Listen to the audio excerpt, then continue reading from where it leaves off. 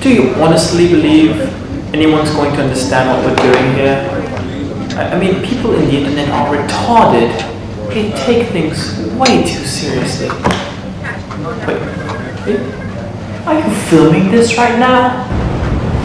Jesus Christ, now! Roll it.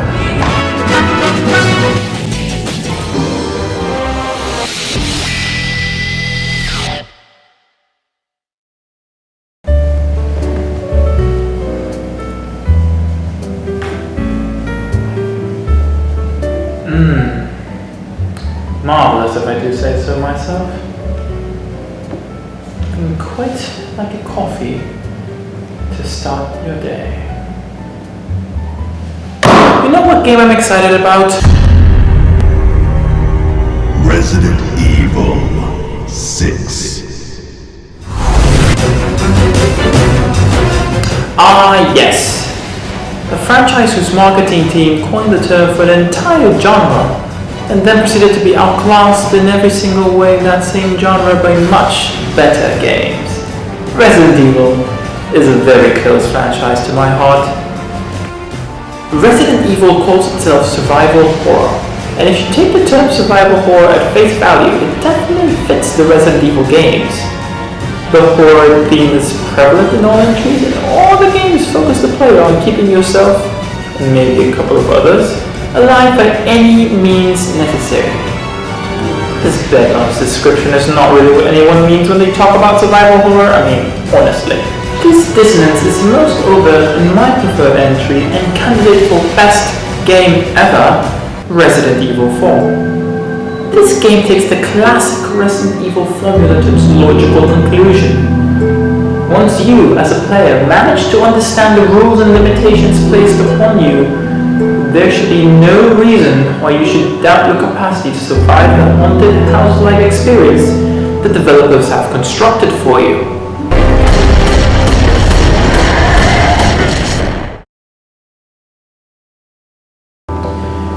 Regrettably, the only one who seemed to understand this was the game's creator, Shinji Mikami. And he promptly left Capcom when the damn wankers called him a big fat liar.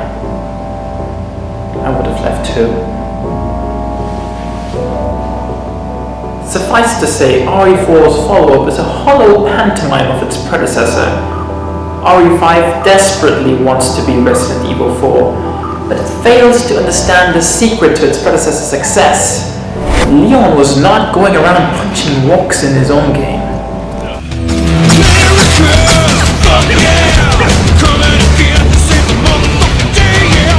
Chris apparently does. And thus we come to Resident Evil 6, Capcom's latest attempt to rekindle the fire they set ablaze back in 2005.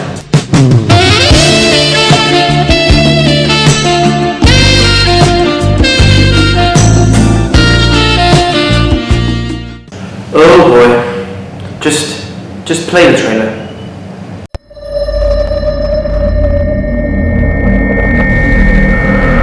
Thanks for the clarification, Capcom.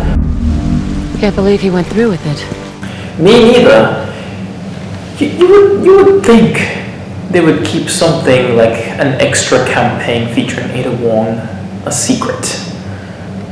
You know, especially considering everybody in the internet is thinking she's going to be the main villain of Resident Evil 6. But no, I mean, who else are they going to sexually exploit next entry? Not Sheva.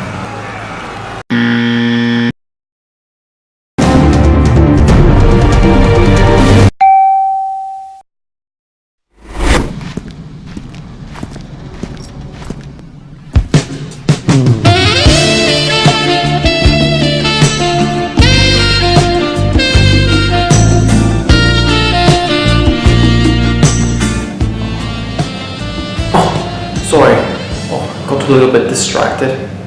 You can't say Capcom doesn't understand its audience, but you have to wonder though, is this really appropriate gear for zombie crib spelunking? I mean, I know she was wearing a dress in Resident Evil 4, but she's wearing tight leather pants now.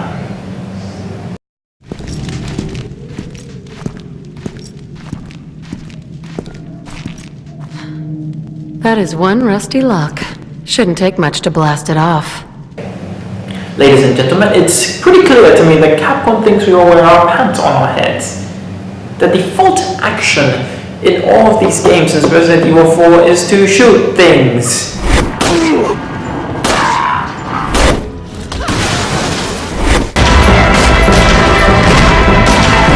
Hold it! Hit fire control! No one will hurt us now.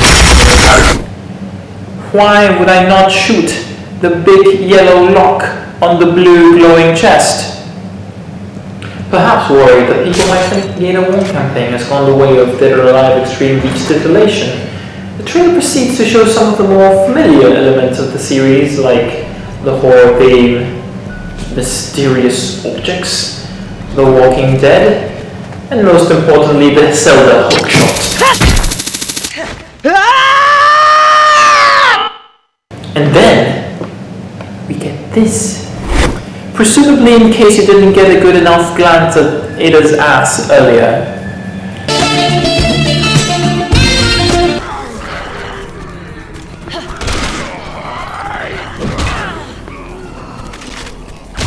The combat looks decent and modern, I guess.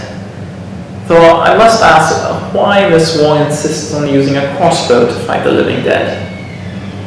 I mean, it's great to see Resident Evil 6 embrace the evolution of the mechanics introduced in Resident Evil 4, you know, instead of wallowing in them, like Chris Redfield's magical adventure to Africa.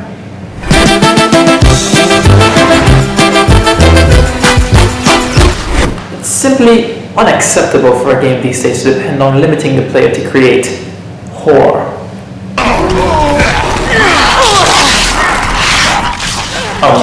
Miss Wong, this is not the right time to be measuring your cop size. He's biting you in the neck.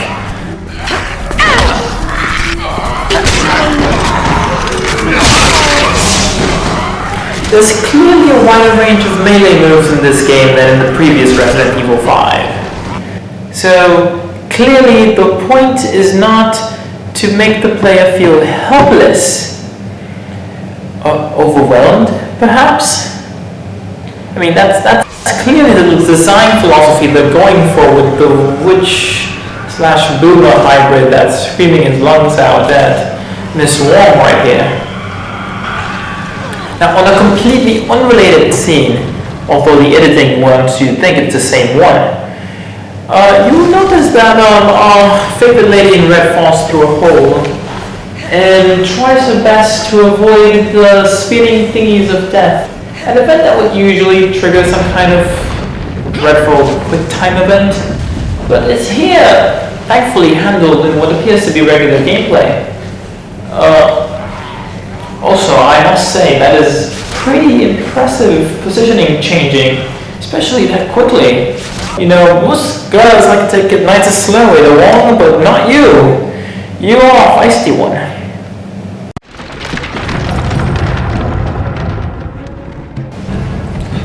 We see that she's gonna be helped by an AI-controlled Leon and Helena. Oh my god, thought just makes me... Anyway, what's actually interesting about this part of the trailer is that we get a good look at the kind of fighting that can be done from the ground. Something the main campaign trailers don't seem to have emphasized much. I can definitely see on your back shooting becoming a regular thing in third-person shooters from here on out. The very last part of the trailer basically plays like a Resident Evil 4 expansion pack. I mean, even Ada admits it. Ada! Ada! A little help here? Things change, and always stay the same. Also, apparently interactive exploding lanterns is a big selling point now. Oh, God, that looked like it hurt. I don't care if he's a zombie man, you just don't do that.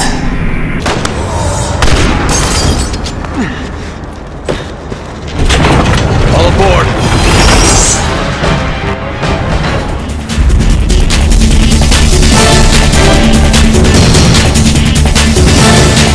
And there you have it. If there's anything I can gather from this trailer, is that XCOM knows Resident Evil 5 was complete and total box. And they really want people to remember just how amazing Resident Evil 4 was. But we've played Resident Evil 4 many times. It's in every single console imaginable.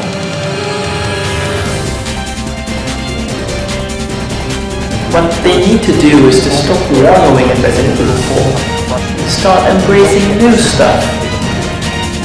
Now, ever since Shinji Mikami left the company, they haven't really been able to capture that Resident Evil magic that used to be such a core part of the franchise.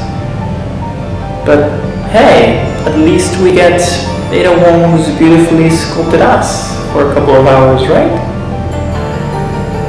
I guess there's also Leon for the ladies.